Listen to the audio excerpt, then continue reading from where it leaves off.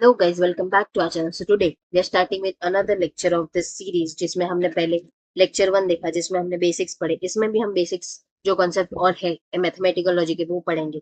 इसके बाद इसके अंदर कुछ क्वेश्चंस भी हम सॉल्व करेंगे। उसके बाद प्रैक्टिस क्वेश्चंस है एंड इससे इंपॉर्टेंट चीज जो एमएससी सीडी में बहुत हेल्पफुल करती है that is previous year question. उसके लिए भी हमने ईयर वाइज पूरा कंसाइज करके अलग अलग वीडियोज उसके आएंगे। डिटेल में डेप्थ में कैसे क्वेश्चन सॉल्व किया जाता है वो भी बताया जाएगा। सो उसके लिए please subscribe our channel, hit the bell icon, and do comment and share it with your friends. If कुछ भी doubts है, please put it in the comment section.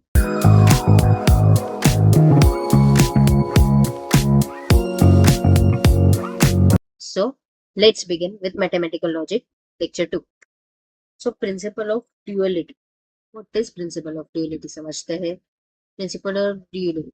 Two compound statements are said to be dual of each other if one can be obtained from other by replacing and or by or and vice versa. The connectives are duals of each other. Connectives are duals of each other. If T is tautology, C is contraction, then special statements T and C are duals of each other. Okay, तो समझते हैं इस चीज को और in depth में। सो क्या होगा जब इसका ड्यूअल ये है, जब और का ड्यूअल है एंड टी का ड्यूअल होगा सी, ये भी टी यूज कर सकते हैं, नो वरीज जो भी। अब एक ड्यूअल का एग्जांपल लेके आई विल एक्सप्लेन यू कैसे होगा। ओके, सो ड्यूअल हमारे पास है पी एंड क्यू और टी। तो इसका ड्यूअल कैसे होगा? पी और क्यू एंड सी, ये इसका ड्यूअल है। सिंपल, इतना ही सिंपल है ये समझने के लिए। अब हम आगे बढ़ते हैं, पहले हमारे लॉजिक सर्किट्स के एप्लीकेशन समझते हैं। ये भी बहुत ही हेल्पफुल कंसेप्ट है। So let's begin with it.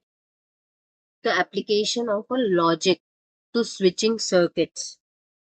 Okay, and in switching in series, PS1 is switch on, PS2 switch is on.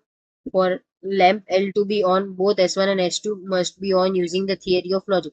The adjacent circuits can be expressed as P and Q. इसका पूरा summarise भी मैं आपको समझाऊंगी कैसे कर सकते हैं हम इसे और समराइज और बेटर वे में।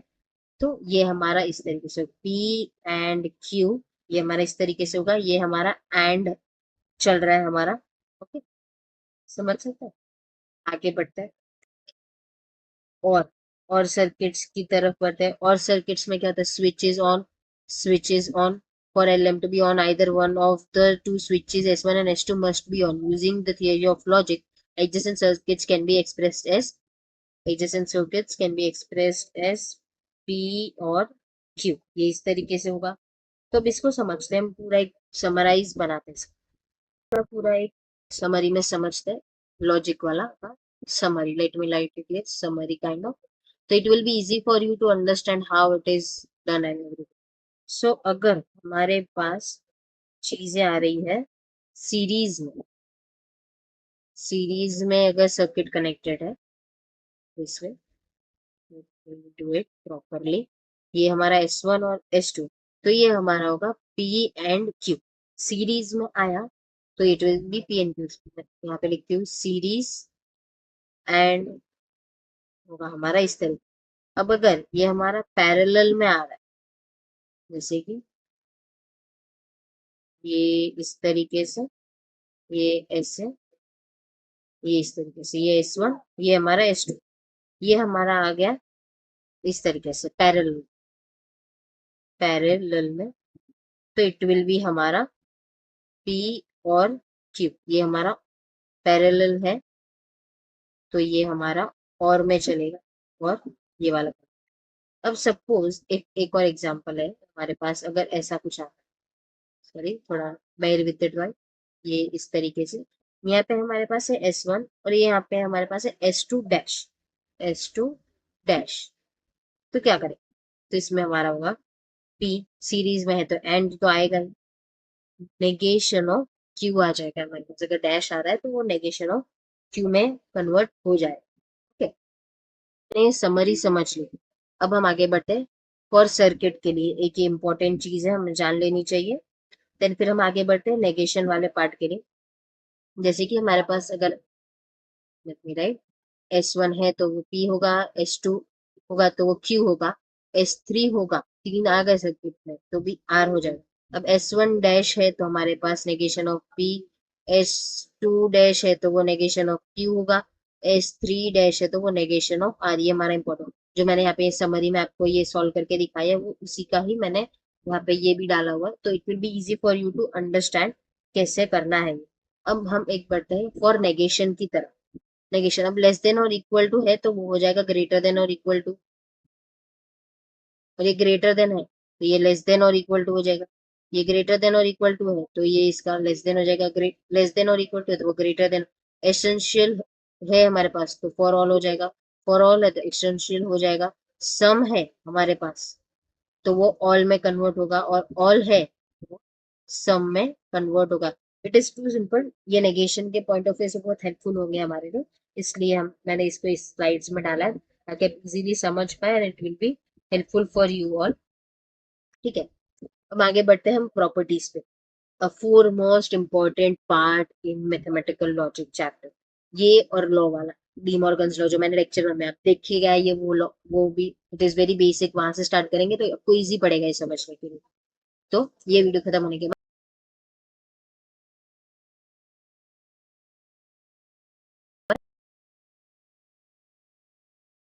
प्रॉपर्टीज, कम्यूटेटिव प्रॉपर्टी है, उसमें क्या है हमारे पास कि P और Q is equivalent to Q और P, एंड है तो सेम टू सेम होगा। अब एसोसिएटिव प्रॉपर्टी में हमारा क्या होगा, इसके एग्जांपल्स कुछ देख लेते हैं। जैसे कि 2 + 3 और 3 + 2, ये 5 = 5 है। ओके, बट यही चीज में अगर 2 - 3 = 3 - 2 -1 इज नॉट इक्वल टू, ये चीज है, ये डिफरेंस है इस प्रॉपर्टी। ओके, इसमें ऐसा भी होता है P implies Q is not equivalent to Q implies P। Okay, now associative property की ओर पढ़ते हैं। तो इसमें क्या है हमारे पास P और Q और R। ओके, तो ये हम P और इसको करके Q और R कर दिया, तो इसको हमने इसके साथ और इसके साथ मल्टीप्लाई करेंगे तो it will be like, P को हम इसके साथ बाहर निकालते हैं तो हमने P और को बाहर निकाल दिया।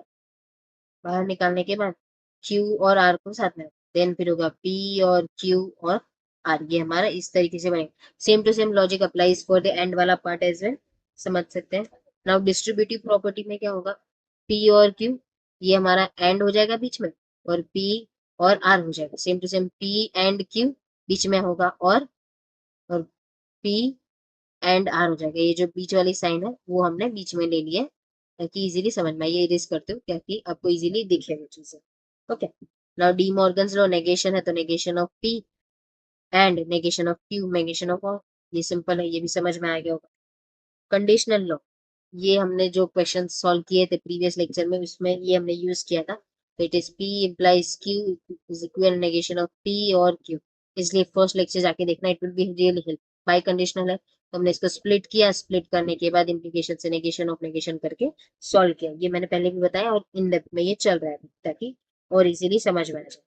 अब ऑब्जॉर्प्शन लॉ ऑब्जॉर्ब हो जाएगा एक चीज है, so P and Q is equal to P and bracket में, और P और Q इज P ओनली। अब आइडेंटिटी लॉ P और T is equal to P और F आया तो T आएगा, अब T आया तो एंड में P आएगा, और एंड में F आया तो F आएगा। Okay, it is easy, I hope कि समझ में आया हो और अंडरस्टैंडेबल हो आपको ये चीजें। ओके, इन डेप्थ, और if you want me assumption law को समझाना तो let me do that as well.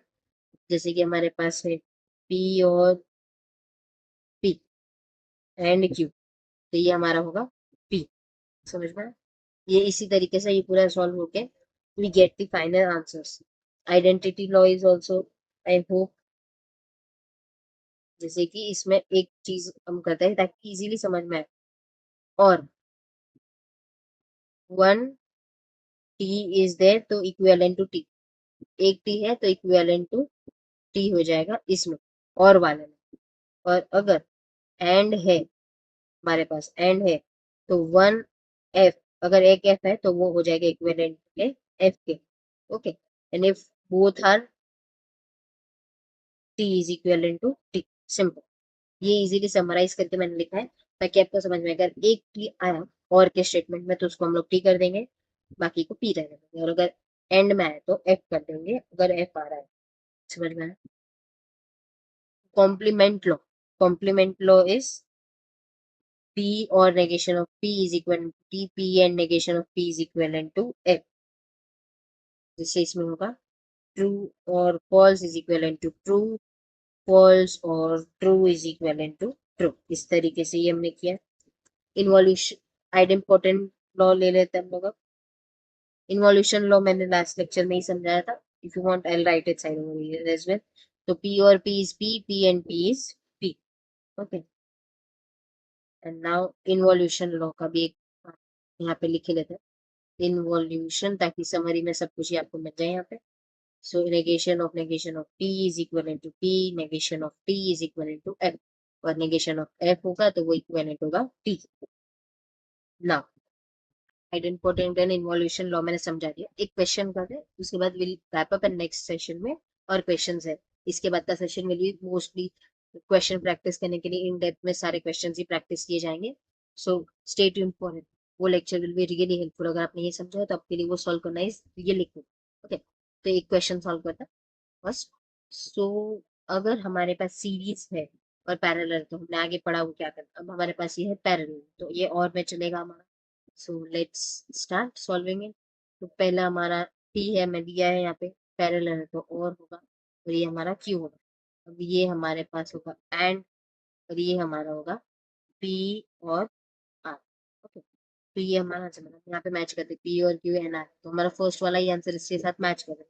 तो हमें ये समझ में आया कि ये हमारे लिए रियली हेल्पफुल है। और क्वेश्चन सॉल्व करते हैं एक दो और। Let me do it quickly for you. तो let us solve one more question. बनाती हूँ मैं यहाँ पे सर्किट, लेट्स डू इट।